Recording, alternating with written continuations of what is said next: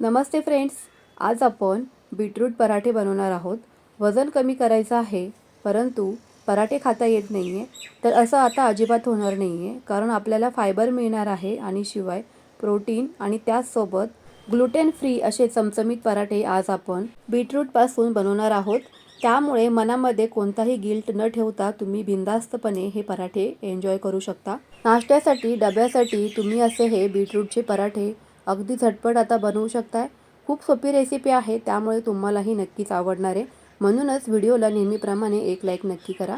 सध्या बाजारामध्ये भरपूर अशा भाज्या अवेलेबल आहेत, त्यामुळेच आहे ना थंडीमध्ये असे पौष्टिक अन्नघटक खाणं शरीरासाठी भरपूर गरजेचं असतं, ज्यातून आपल्याला भरपूर एनर्जी म्हणजेच ऊर्जा मिळत असते। माझ्या रेसिपी जर का तुम्हाला आवडत असतील तर चॅनेलला जरूर सबस्क्राईब करा। चला तर मग फ्रेंड्स, पटकन वेळ न घालवता रेसिपीला सुरुवात करूयात।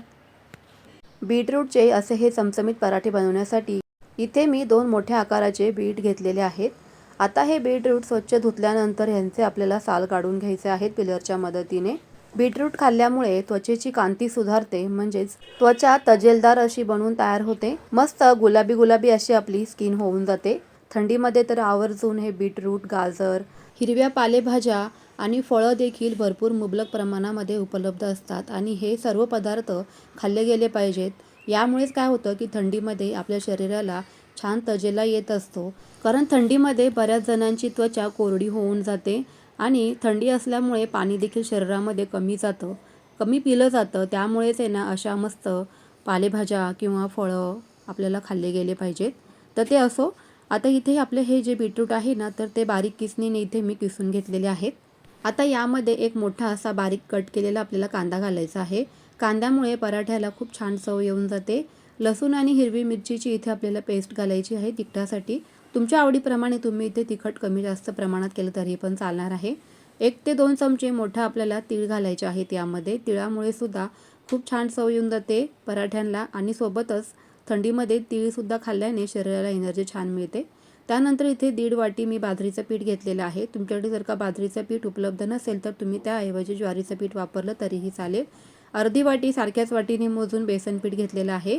आता इथे काही मसाले घेतलेले आहेत, तर वरती स्क्रीनवर यांची मी यादी देतेच। सर्व मसाले अगदी आवर्जून घाला, म्हणजे पराठ्यांना चव अतिशय उत्तम येऊन जाते।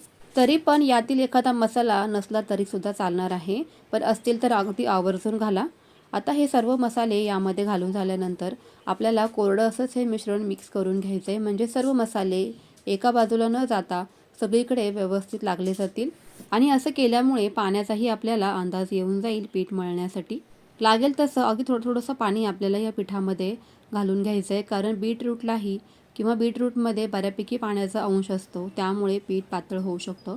अगदी खूप जास्त पातळ पीठ करायचं नाही। ज्या पद्धतीने आपण थालीपीठचं पीठ बनवतो ना, सेम अगदी त्या पद्धतीने आपल्याला हे पीठ भिजवून घ्यायचं आहे। थोडंसं पीठ मळून देखील घ्यायचं, म्हणजे अगदी मऊसूत इथे आपले पराठे बनवून तयार होतात।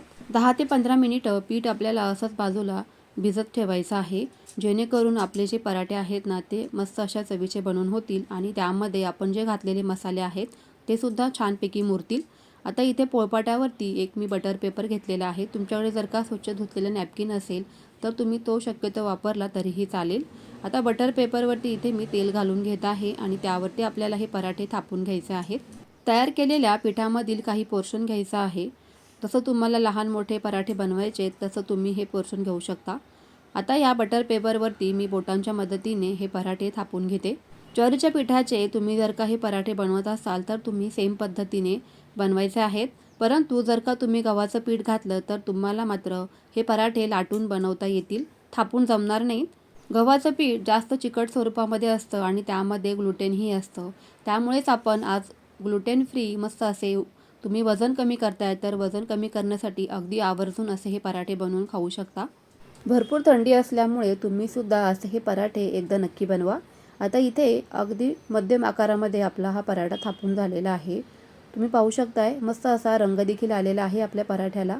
तर यावरून काही पांढरे तीळ मी लावत आहे, डेकोरेशनसाठी म्हणा किंवा चवीलाही अगदी उत्तम लागतात। हलके हलके हाताने प्रेस करून घेऊयात, म्हणजे तव्यामध्ये गेल्यावर हे तीळ निघणार नाहीत। मस्त असा आपला पराठा इथे थापून झालेला आहे। चला तर लगेच भाजून देखील बघूयात। तर त्यासाठी इथे मी एक नॉनस्टिकचा पॅन ठेवलेला आहे गॅसवरती। थोडंसं तेल घाला किंवा तूपही तुम्ही घालू शकता। आता हा जो काही पराठा आहे ना तर तो या तव्यावरती घालून घ्यायचा आहे या पद्धतीने. गॅसची फ्लेम अगदी सुरुवातीपासून स्लोच ठेवायची आहे. यावरून झाकण ठेवायचं म्हणजे तो अगदी व्यवस्थित वाफेवर शिजला देखील जातो. कारण बीटरूट आपण वाफवून घेतलेलं नाही आहे, कच्चंच घातलेलं आहे. त्यामुळे आपल्याला या पराठ्यावरती झाकण ठेवून अगदी 3 ते 4 मिनिटं हा पराठा वाफवून घ्यायचा आहे. मस्त असा 3 ते 4 मिनिटानंतर वाफ बसलेली आहे पराठ्याला. आता तो उलटून देखील घेऊयात. दोन्ही बाजूने खरपूस असा हा पराठा आपल्याला इथे भाजून घ्यायचा आहे. वरच्या बाजूने असं हे तीळ लावून घेतल्यामुळे टेक्स्चर तर पहा काय मस्त असं आलेलं आहे. सेम पद्धतीने इथे मी काही पराठे तयार करूनच घेते. तुम्ही आता हे गरमागरम पराठे जे आहेत ना ते दह्यासोबत खाऊ शकता किंवा सॉससोबतसुद्धा खाऊ शकता. वजन कमी करण्यासाठी हा पराठ्याचा अगदी बेस्ट ऑप्शन आहे. नक्की तुम्ही या पद्धतीने एकदा हे बीटरूटचे पराठे बनवून पहा आणि मला कमेंट सेक्शनमध्ये कळवायला विसरू नका. रेसिपी आवडली असेल तर व्हिडिओला नेहमीप्रमाणे एक लाईक नक्की करा. तुमच्या फ्रेंड्स आणि फॅमिलीसोबत शेअर नक्की करा.